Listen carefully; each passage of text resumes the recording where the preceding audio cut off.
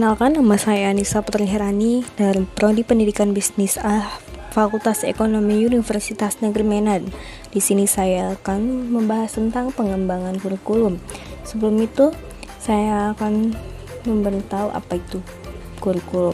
Menurut Hilda Taba pada tahun 1967, kurikulum adalah a plan of learning, yang berarti bahwa kurikulum adalah sesuatu yang direncanakan untuk dipelajari oleh siswa yang memuat rencana untuk peserta didik. Kurikulum berfungsi sebagai pedoman dalam melaksanakan proses pembelajaran. Ada beberapa perkembangan kurikulum yang telah terjadi di Indonesia. Yang pertama yaitu masa pendudukan Jepang pada tahun 1942 hingga 1945. Di bidang pendidikan ada perubahan yang jelas terjadi. Salah satunya adalah penggunaan bahasa Indonesia menjadi bahasa resmi pengantar di sekolah. Adapun sistem pendidikan di masa Jepang seperti yang pertama, pendidikan dasar atau Kokumin Gakko atau sekolah rakyat.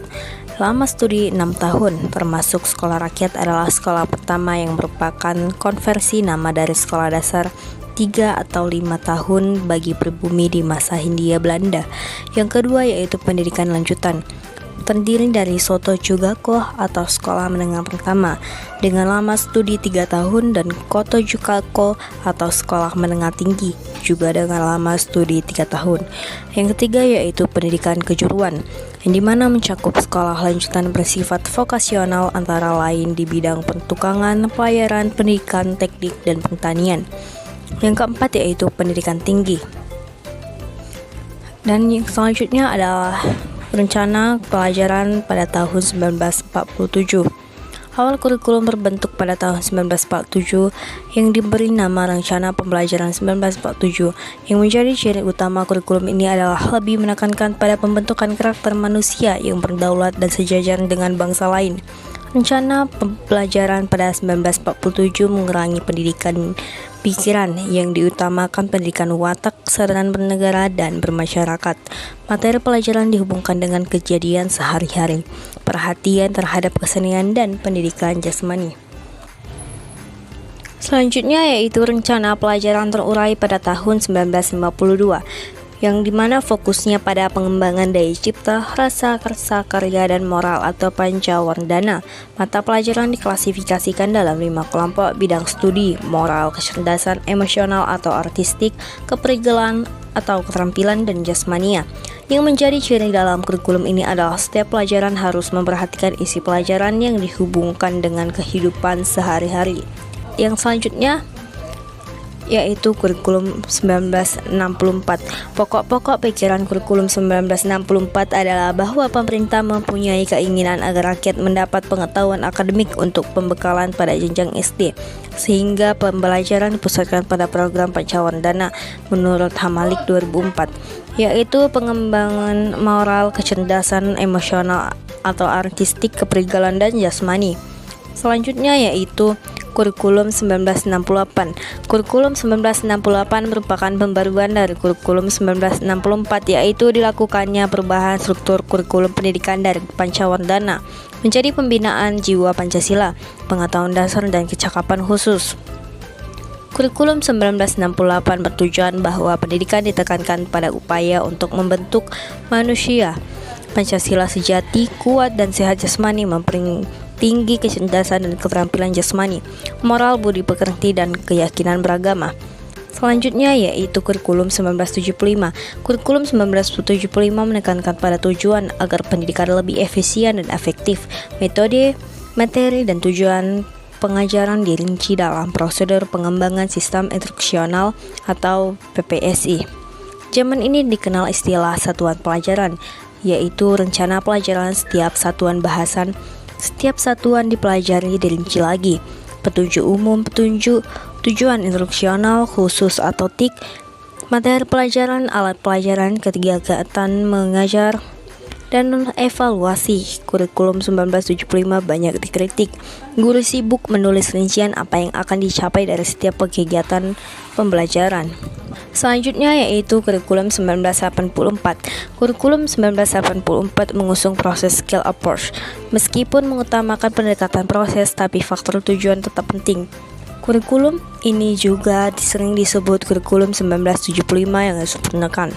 Posisi siswa ditempatkan sebagai subjek belajar, dari mengamati sesuatu, mengelompokkan, mendiskusikan, hingga melaporkan. Model ini disebut cara belajar siswa aktif atau CBSA atau Student Active Learning atau SAL. Meskipun pendekatan CBSA baik secara teori dan mencapai hasil yang baik di sekolah, percontohan penerapan serta nasional mengakibatkan banyak penyimpangan dan pemotongan. Sayangnya banyak dari sekolah tersebut tidak memiliki kemampuan menafsirkan CBSA. Suasana kelas yang gaduh disebabkan siswa berdiskusi, gambar dipasang di sana-sini, dan guru tidak lagi mengajar dalam format ceramah. Selanjutnya kurikulum 1994 dan suplemen kurikulum 1999. Kurikulum 1994 bersifat populis, yaitu yang memperlakukan satu sistem kurikulum untuk semua siswa di seluruh Indonesia. Kurikulum ini bersifat kurikulum inti, sehingga daerah yang khusus dapat mengembangkan pengajaran sendiri disesuaikan dengan lingkungan dan kebutuhan masyarakat sekitar. Sementara suplemen kurikulum 1999 menambahkan fokus pada keterampilan relevan global seperti berpikir kritis dan teknologi. Selanjutnya yaitu kurikulum 2004. Kurikulum 2004 menekankan pendekatan berbasis kompetensi, sehingga KBK atau kurikulum berbasis kompetensi adalah konsep di dalamnya yang fokus pada pengembangan keterampilan praktis dan pemahaman konsep. Selanjutnya yaitu KTSP 2006. Kurikulum 2006 KTSP yang merupakan pengembangan dari kurikulum 2004 KBK. Kurikulum 2006 yang digunakan pada saat ini merupakan kurikulum yang memberikan otonomi kepada sekolah untuk menyelenggarakan pendidikan yang puncaknya tugas itu akan diemban oleh masing-masing pengampu mata pelajaran, yaitu guru. Sehingga guru di sini menurut Oktiva pada tahun 2009 benar-benar digerakkan menjadi manusia yang profesional yang menuntut kreativitasan seorang guru. Selanjutnya yaitu kurikulum 2013. Kurikulum 2013 terbalik dengan KTSP. Dalam kurikulum 2013, standar kompetensi lulusan seperti apa yang diinginkan akan membentuk mata pelajaran jadi apa yang menjadi kebutuhan di zaman sekarang dan mendatang, itulah yang akan diberikan. Intinya, dalam kurikulum 2013, setiap peserta didik dituntut kreatif dan inovatif karena kedepannya temuan dan kreativitas yang menjadi andalan. Selain itu, ada juga pengembangan karakter bangsa telah diintegrasikan ke dalam semua program studi. Selanjutnya kurikulum merdeka. Kurikulum merdeka adalah inisiatif yang diperkenalkan pada era reformasi di Indonesia. Ini bertujuan untuk memberikan kebebasan lebih kepada sekolah dalam merancang kurikulum mereka sendiri dengan tetap memperhatikan standar nasional. Kurikulum merdeka memberikan ruang lebih besar bagi kreativitas dan inovasi dalam proses pendidikan. Setelah membahas beberapa perkembangan kurikulum yang ada di Indonesia, kurikulum yang mungkin dapat diterapkan lagi yaitu seperti rencana pelajaran pada tahun 1947. Mengapa? Karena kurikulum ini lebih menekankan pada pembentukan karakter manusia yang berdaulat dan sejajar dengan bangsa lain. Nah, rencana pelajaran 1947 ini mengurangi pendidikan pikiran.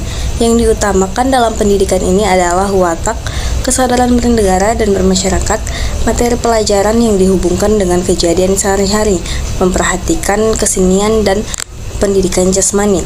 Nah, yang kedua yaitu kurikulum pada tahun 2004, yang dimana kurikulum ini itu menekankan pendekatan berbasis kompetensi atau kurikulum yang berbasis kompetensi. Yang dimana kelebihan kurikulum ini adalah dalam pembelajaran adanya komunikasi dua arah antara guru dan siswa, dan pembelajaran ini berpusat pada siswa.